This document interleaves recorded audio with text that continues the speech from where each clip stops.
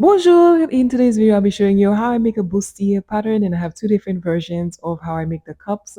One of them looks better than the other, and you want to stay till the end to see which one works best, which one I would recommend. This is a two-part video. This is part one where I show you the pattern making, how I created the pattern, and the two different versions of making the cups.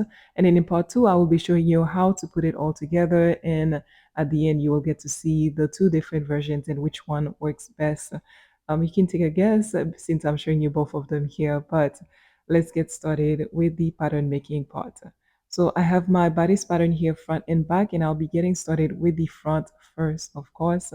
I have my guidelines on. I first start by lowering my armhole by half an inch, and then I'm going to extend a line from that point, no more than 2 inches. And on that line that I extended, I'm going to mark 1.5 inches from there. And that's what I have here.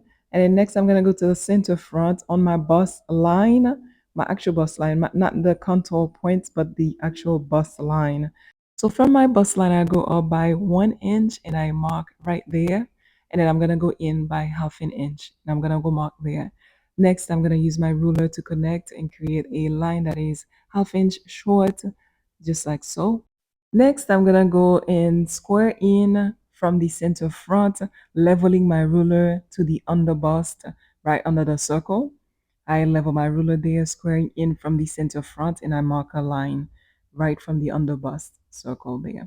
Then I'm going to do the same thing for the side seam as well. Square in from the side seam, level my ruler down to the underbust, like the under circle point, right underneath the circle. And I'm going to draw a line from there as well, right from the dot point.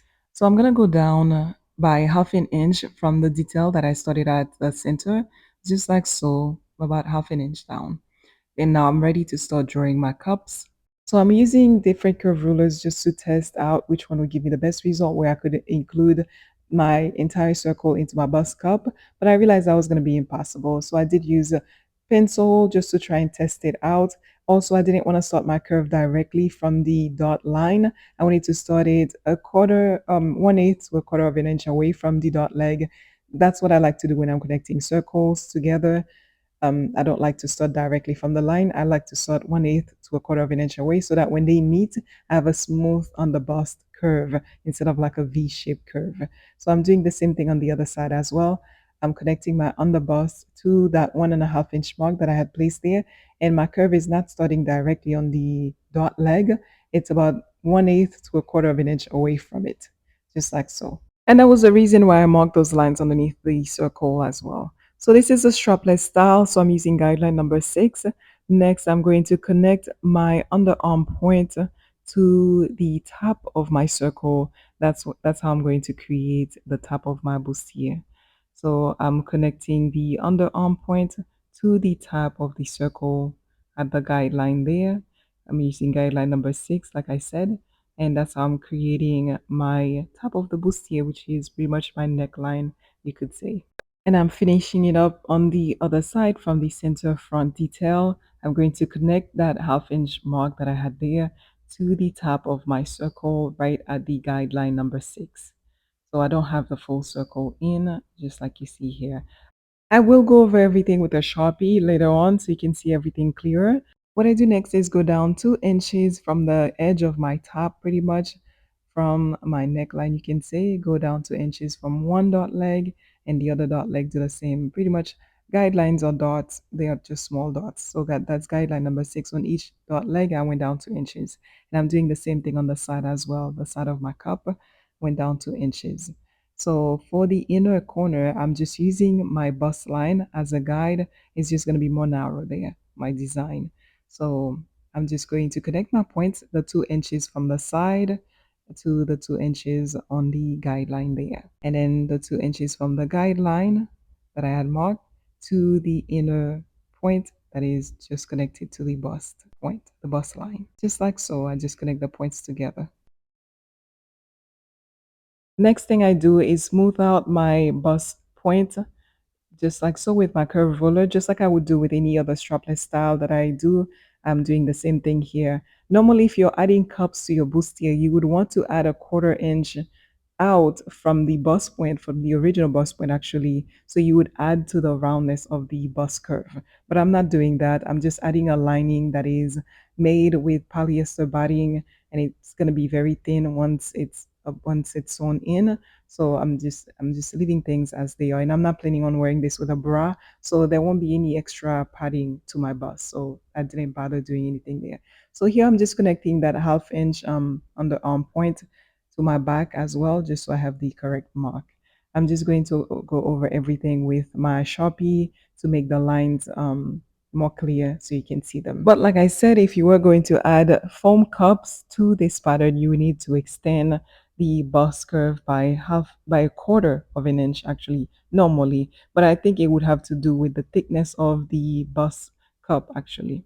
So here I'm just measuring the amount that will be removed just like you would with a strapless top.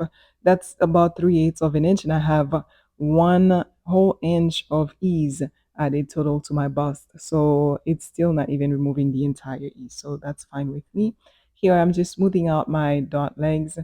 It's pointless to do really in this case because my bust cup will be removed from the main bodice piece. Once done, I went ahead and marked my notches. I love marking my notches because it helps for when I'm sewing to know when and where to connect pieces together and just create a smooth experience for sewing. I love that.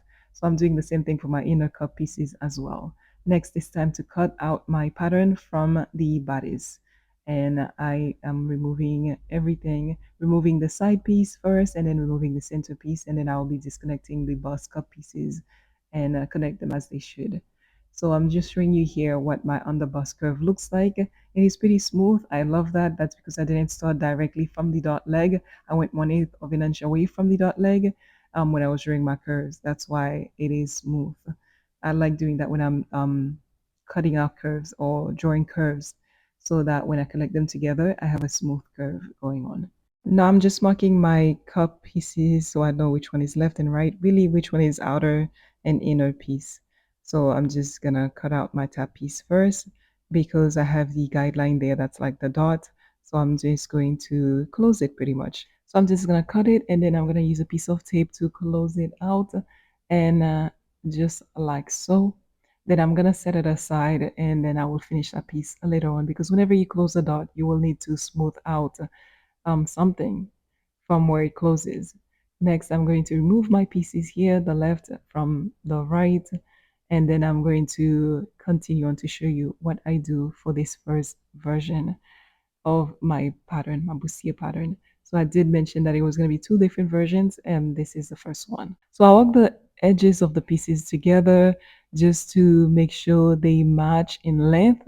And you can see the right side is about 1/8 of an inch longer, maybe less than 1/8 actually. So what I'm going to do here is try to get the left side to match that. So I'm going to add 1/8 of an inch to the left side. Really, I don't have to because it's a curve and you can always ease things in, but I just wanted to add the 1/8 of an inch from my own speculation, I suppose.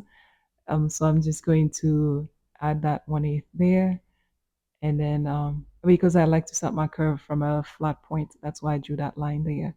No specific guidelines for that. Just I just wanted the flat point.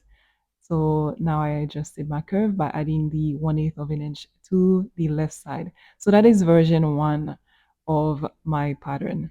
I feel like that was pretty simple because it was just about matching the pieces together, matching the curves, making sure they are the same length. So here I'm just smoothing out that top piece. So my bustier patterns, I came up with this from different templates that I saw on Pinterest, and I just eyeballed the measurements from what I saw and just guessed what the measurements were. And in some cases, I did see centimeters, and I just tried to translate that to inches.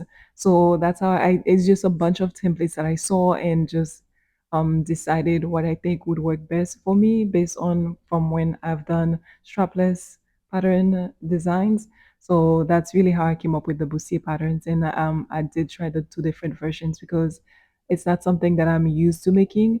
So I wanted to test out the different versions. And somebody did ask me to show them how to make a bustier from a bodice. I wanted to make one from a torso pattern, but I figured my last project was for a torso pattern, so why not do a bodice pattern? So that's why I have this pattern going on, and this is my first version. So what I want to show you is for when I'm cutting my fabric out, I'm putting my grain line direction. So you can see for the side piece, my side is not gonna be parallel to what the center is. When you close it, when I'm gonna put the ruler down, and it's just not parallel. So I did cut my side pieces on a bias, kind of, because if you see what I'm doing here, I'm showing you how it's just not going to be parallel. The side piece is not supposed to be parallel because of my pattern, but it's not all Bodice pattern that's like that. That's just my pattern. That's how my result should end up being because of how my pattern is. So now it's time to work on the back. Initially, I wanted to draw a line straight across from the ½ inch mark from where I lowered the armhole, but then I decided that's too straight, so I decided to go about a ½ inch down and just square in from with my ruler, and then use a curved ruler to tilt down to that line from the point where I lowered the armhole, that ½ inch point still. So I prefer that better than the straight across line on the back, but that's up to you how you want to do this. And now it's time to cut out my pattern pieces. Cut open the contour dot and close it by using a piece of tape, just like I did earlier with the guideline for the front, just like so. Now that the dot is closed, it's time to smooth out my line here. And that's usually going to be the case whenever you close a dot. When you're working on a pattern, you will typically have to smooth out the line from where you closed it. Now it's time to finish working on my back design. So for my center back, I will have an exposed zipper. Therefore, it's important for me to measure the width of my zipper that will be exposed so I can remove it from my pattern. Otherwise, my pattern would end up being too large for me. So what I'm doing here is measure my zipper teeth width, and this is my center back we're talking about. So I will divide it by 2 because I'm working on one side of the back, and then mark the measurement divide by 2 here on the center back. However, the correct measurement would have been to measure the zipper pull, not just the zipper teeth, but the zipper pull, and maybe 1/8 of an inch from each side that will be exposed on my project, and divide it by 2, and then mark that measurement there. So that was the wrong measurement. That's why you should watch part 2 to see how I correct that. I went in 1 inch from the center back and drew a line there, just like you see here, because I just want some space between my zipper and where my elastic detail is going to be. From the line that I just drew, I am going to go 2¼ inches away from it, top and bottom of my top here of my back. And that's going to be 2¼ inch from the 1 inch line that I just drew from the center back. And that's what I have here. And I'm going to just connect the points top and bottom together. So that's going to be the detail for my elastic back that will be stretching. For if I gain weight, I can still wear my top because it will stretch. Now it's time to separate the pieces that makes up my back, the spacer, the elastic part, and the side piece. So 1, 2, 3. And now I'm taking part 2, which is going to be my elastic detail part. I am going to do a 1:2 ratio.